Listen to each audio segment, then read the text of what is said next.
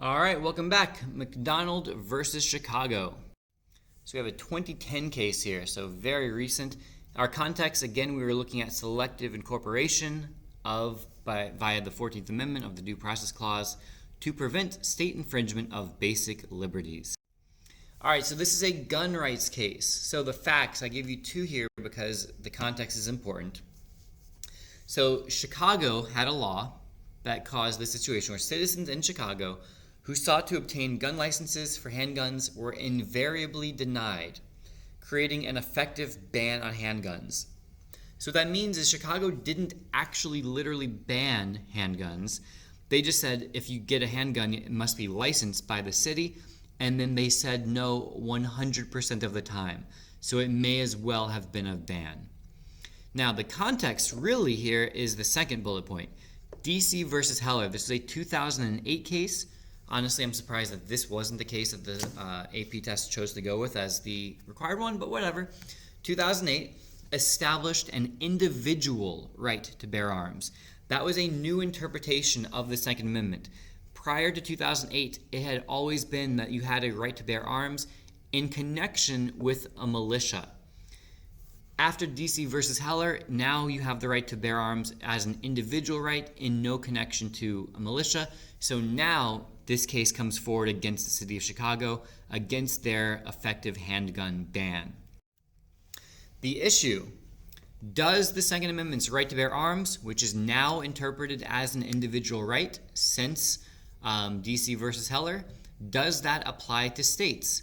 So essentially we're asking, is this right going to be incorporated, or is it merely something the federal government is restricted by? The holding in a 5-4 ruling, a very contentious decision, is that the Second Amendment right to bear arms for the purpose of self-defense applies to the states. Another way to say this is that it incorporated the right to bear arms. So yes, there is an individual right to bear arms for the purpose of self-defense, and yes, states are restricted to that as well. So states cannot infringe upon your right to bear arms either. 2010. Constitutional principle to support the decision is that the Second Amendment establishes an individual right to bear arms, and through the 14th Amendment's Due Process Clause, this applies to the states. So it is the Second and the 14th Amendment. All right, so let's check out the majority and dissenting opinions here. Majority opinion says, self-defense is a basic right, a fundamental right is what they mean by that. And the Heller court, referencing the Heller decision, held that individual self-defense is, quote, the central component, end quote, of the Second Amendment. It thus concluded that citizens must be permitted to use handguns for the core lawful purpose of self-defense. So again, you see that this decision is directly building upon DC versus Heller. All it is really doing is now extending this interpretation to state governments as well. Additionally, the majority opinion goes on to show they're looking at the history of this, which is kind of interesting. You don't usually see writing like this in the majority opinion. But they say by looking at contemporary history, the contemporaneous history demonstrates that the 14th Amendment's framers and ratifiers counted the right to keep and bear arms among those fundamental rights necessary to the nation's system of ordered liberty. So if you recall, we have incorporation done selectively because it only is incorporating what are known as fundamental liberties. And they are here arguing that the people who wrote and signed and ratified the 14th Amendment, they viewed the right to bear arms as one of those fundamental liberties. The dissenting opinion, they're going to have a lot to say about this, so let's consider their arguments. In evaluating an asserted right to be free from particular gun control regulations, liberty is on both sides of the equation. All right, interesting.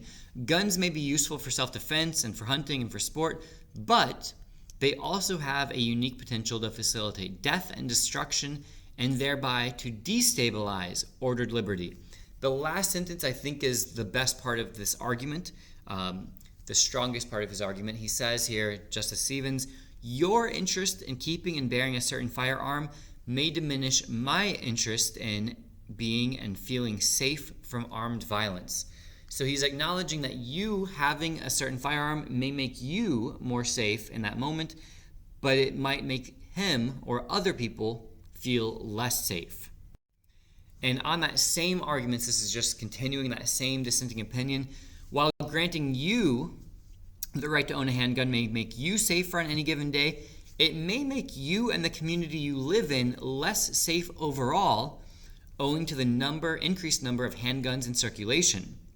So what he's arguing here is that yes, you getting a gun for yourself might make you feel safer on that moment, and it might make you safer, but the fact that it's legal for you and everybody else to get those same handguns will actually potentially make the community as a whole less safe, so you might not actually be more safe than you were before getting that gun.